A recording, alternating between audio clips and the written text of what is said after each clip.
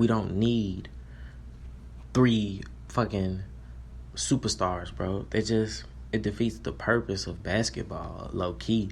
Like it's a momentum shift. Like competition is everything. That's how I determine who's the best of the best. If 3 of the best top 5 players is on one team, bro, that's like, damn, I mean, like, it's a given, and it's not fun to watch a lot of times. You know what I'm saying? But yeah, I feel like the Lakers, we're gonna be in a good position next year, especially with the injuries of Golden State, the dysfunction of the Rockets. I'm not worried about Denver. I'm definitely not worried about OKC. Who else? That's it. I'm not worried about anybody in the West, honestly. If Kawhi Leonard go to the Clippers, which I doubt he do, I strongly believe Kawhi's going to do a 1-1 in Toronto. He's going to do a 1-year player option and probably leave. That's cool. I kind of want him to do that because I don't want him in the West, because that's back to the East is going to be ass again. You know what I'm saying? So he has to stay in the West. He has to stay in the East to balance out the NBA. So I think we could easily be the 1 seed. If we get the players LeBron want, we could be the 1 seed. If we don't, and we get somebody like Jimmy Butler, we could still be the 1 seed. So I think that's a good look for us. We're in a good position. We just have to figure everything out fast. You know what I'm saying? So we're in a good position. I'm not worried about that, honestly. After seeing what Kawhi did, man, I'm on a position to where, like, where does he rank among the all-time greats? Not even the all-time greats. Where does he rank among the NBA players, his peers right now? And I'm gonna say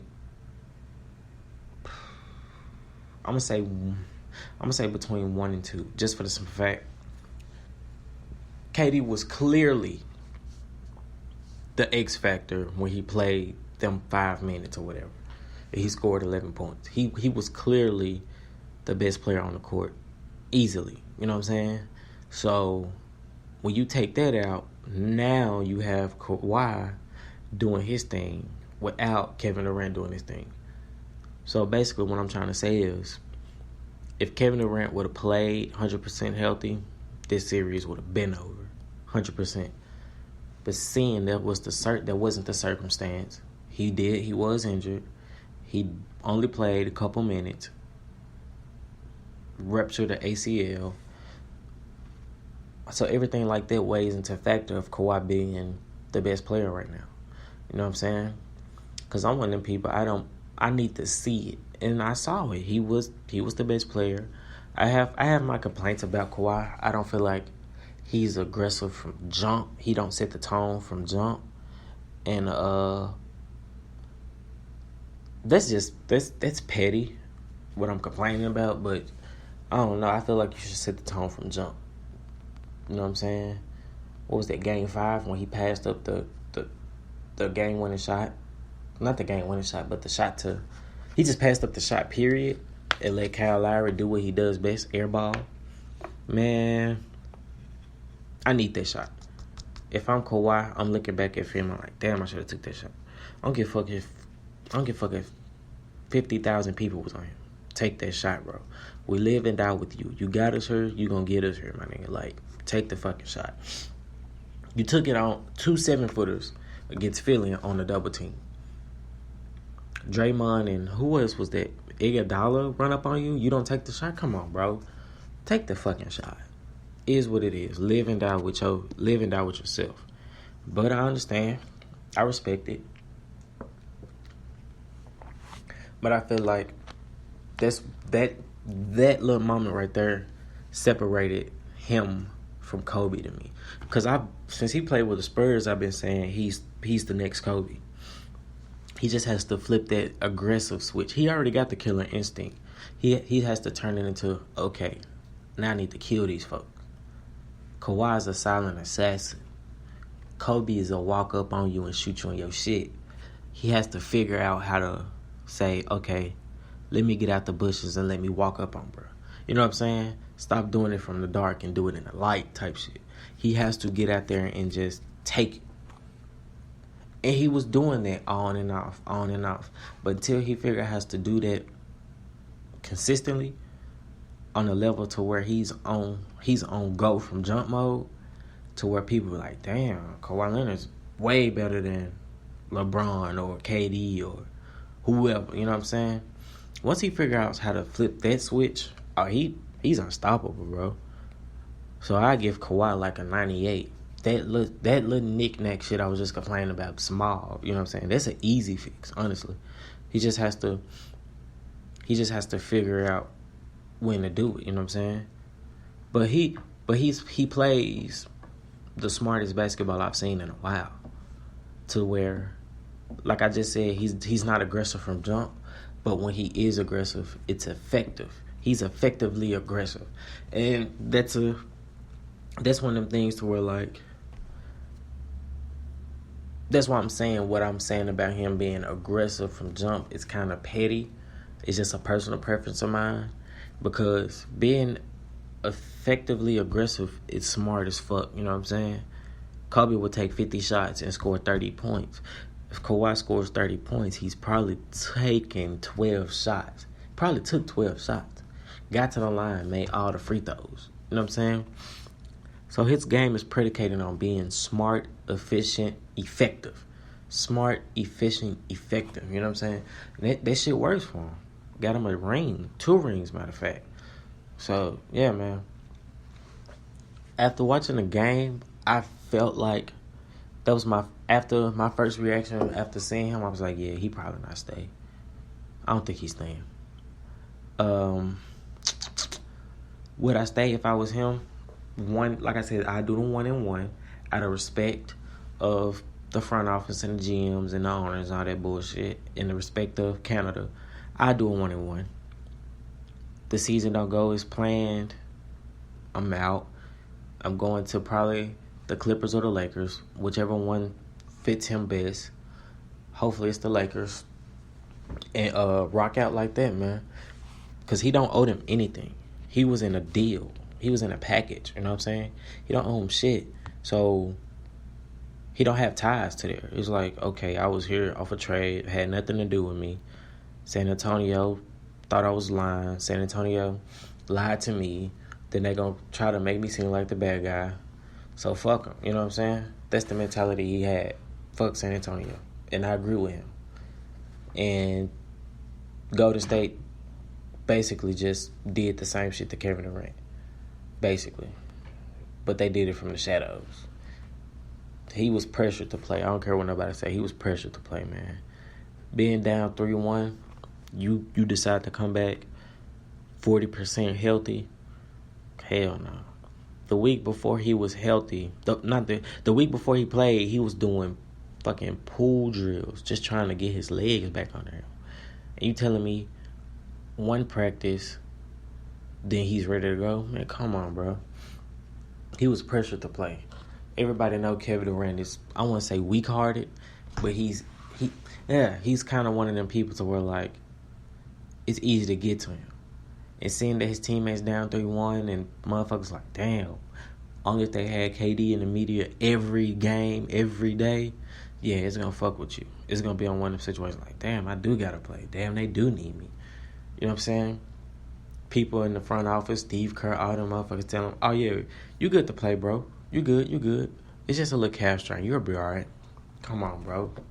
They told Kevon Looney his shit was broke. He couldn't play. He got 3 other looks at it. They was like, yeah, this is common injury. It can't get no worse from here. He's just going to be in pain. So them doctors got the best interest for who? The team. And when I mean the team, I mean the people that's paying them, the owners and GMs and shit like that. They ain't got the best interest in the players, man. Kawhi proved that 100%. From now on, I bet players are finna get personal doctors that has the best interest in them, not their career or their money or their team. The best interest in their life is gonna be like, bruh, you can't play. I don't know, why are you even trying to play? Or be like, nah, they're lying to you. This injury's fucked up. You shouldn't be out here hooping. Yeah. So he has to figure it out. And when I mean Kevin Durant. He has to figure out, like, okay, I may end up leaving this motherfucker. I don't know if he's gonna go that route and think like that. You know what I'm saying? But if I'm in his corner, I'm gonna be like, bro, New York got a fat ass sack waiting on us, or whoever. You know what I'm saying? They're willing to wait the year. 30 teams is willing to wait a year for Kevin Durant. I don't give a fuck what you're talking about. And maybe 16 teams is willing to wait for Klay Thompson. You know what I'm saying? Because if you had to measure up whose stock dropped the most dramatically, Klay Thompson. It's not even close how much he's not finna get paid compared to Kevin Durant. Because KD can sign a max right now. Klay Thompson, they gonna try to lowball him to like a 4-year, $50 million deal. I'm telling you, bro. They're finna try to hit that man with a role player deal. And it's fucked up. So if I'm him, I'm just going to stay in Golden State. You know what I'm saying? Because Golden State's going to try to fuck. I know they are. But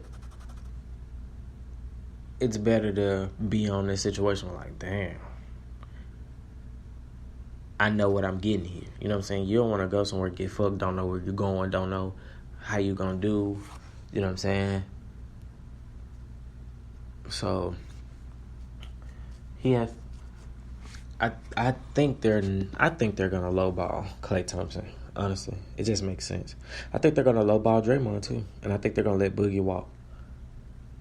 Honestly, Boogie walks. Draymond maybe walk too if he gets lowballed. Klay Thompson stays, get lowballed. KD get the max. Then the money they lowball with, they're gonna have to invest in the bench. Simple as that, and a new training staff. Simple as that. They have to, because it's going to be an interesting season. Interesting season for Golden State next year, man. Interesting. Man. This NBA season was interesting, to say the least. It was fun to watch this season. It was a fun season to watch, man. I got a list of things that happened this season that I'm gonna talk about and break down. Just a couple. I don't know how many off the top of my head, but just some stuff I can shoot off the hip and think about that happened in the season that was like the best of the season, basically, like the top moments of this NBA season, 2018-2019 NBA season.